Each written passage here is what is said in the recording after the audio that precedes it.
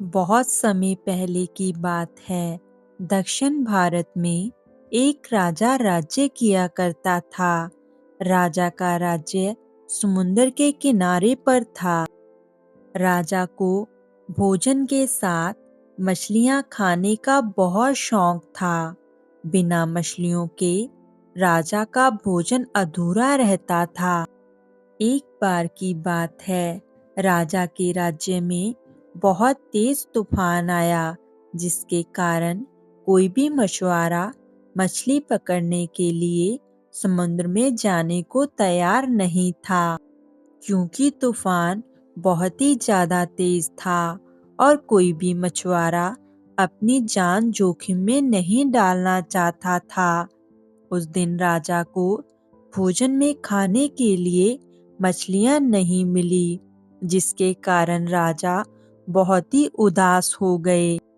राजा ने जब अपने मंत्री से इस बात के बारे में पूछा तो राजा का मंत्री उसे कहने लगा कि राजा साहब, बाहर बहुत ज्यादा तेज तूफान है और इतने तेज तूफान में कोई भी मछुआरा अपनी जान जोखिम में नहीं डालेगा और इसी वजह से आपको आज भोजन में मछली खाने को नहीं मिली, क्योंकि कोई भी मछुआरा समुद्र में जाने के लिए तैयार नहीं है।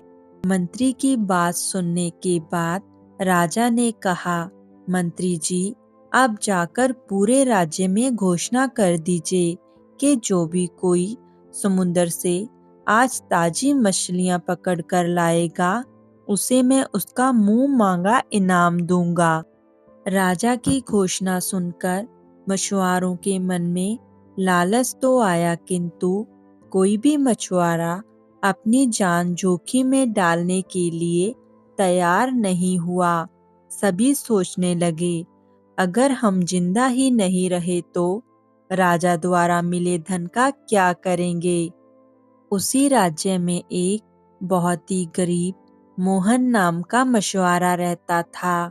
उसे जब राजा की इस घोषणा का पता चला तो वो बहुत खुश हुआ और कहने लगा, मैं अपनी जान जोखिम में डालकर जरूर समुद्र से ताजी मछलियां पकड़ कर लाऊंगा, क्योंकि वैसे भी तो मैं गरीबी के कारण भूखे पेट मर ही रहा हूँ और मेरे साथ साथ मेरे बच्चे भी मर रहे हैं। अगर मैं अपनी जान जोखिम में डालकर समुंदर में जाकर ताजी मछलियां पकड़ कर लाऊंगा और राजा को भेंट करूंगा तो उसके बदले में मुझे अच्छा इनाम मिलेगा, जिस इनाम से मैं सारी जिंदगी खुशी खुशी अपनी बीवी और बच्चों के साथ रहूंगा।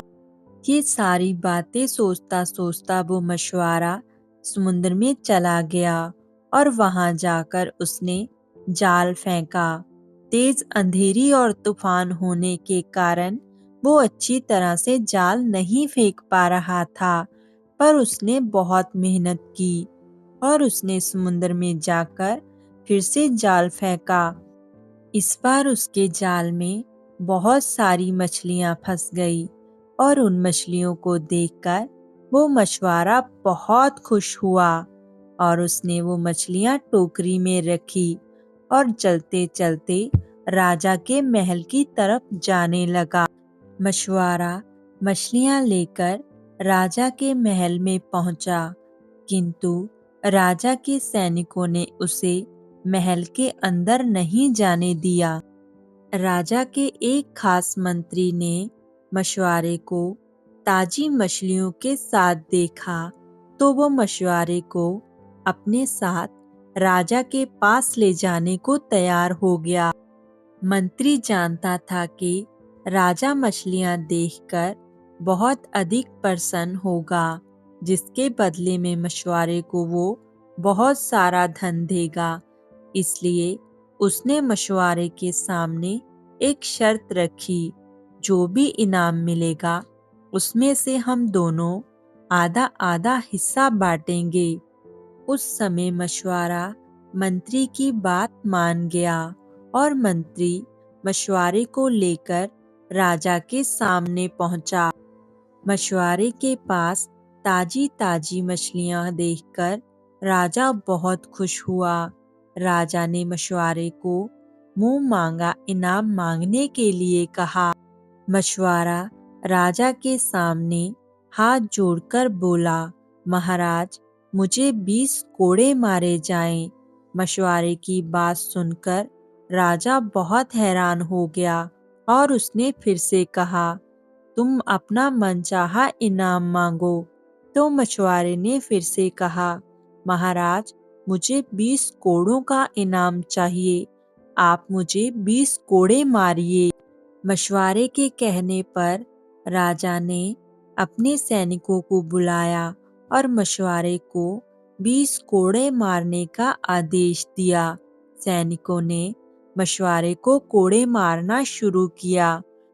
10 कोड़े खाने के बाद मछुआरा राजा से बोला, महाराज, मुझे आप जो भी इनाम देंगे उसका आधा हिस्सा मुझे मेरे हिस्सेदार को देना पड़ेगा।